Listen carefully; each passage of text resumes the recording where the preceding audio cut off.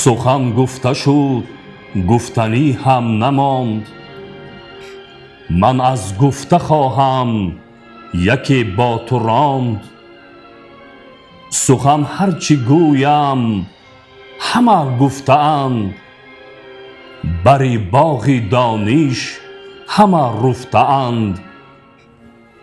اگر بر درختی برومند جای، نیابم که از بر شدن نیست رای.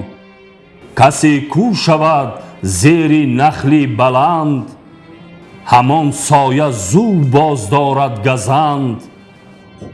توانم مگر پایگه ساختن، بر شاخ آن سروی سایه فکن. کزین نامور نامه شهریار، به گیتی بمانم یکی یادگار.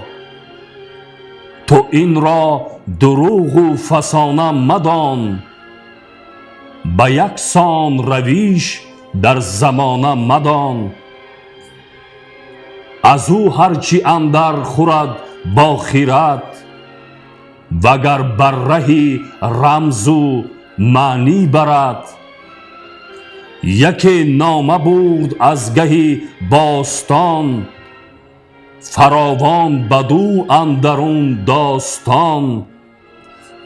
پراکنده در دستی هر موبدی، از او بهره برده هر بخردی.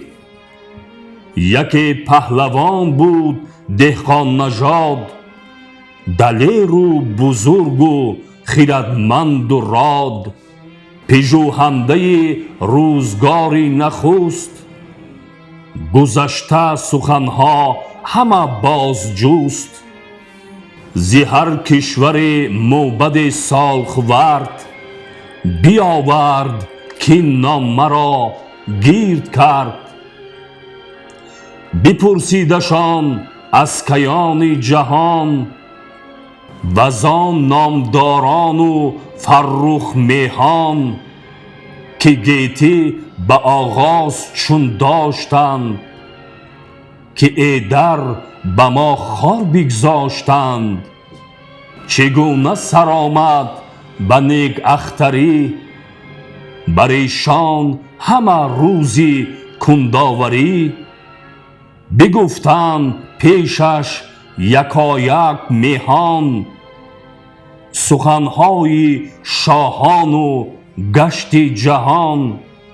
چو بشنید از ایشان سپهبد سخن، یکی نامور نامه افکند بون. چنان یادگاری شد اندر جهان، بر او آفرین از کیهان و میهان.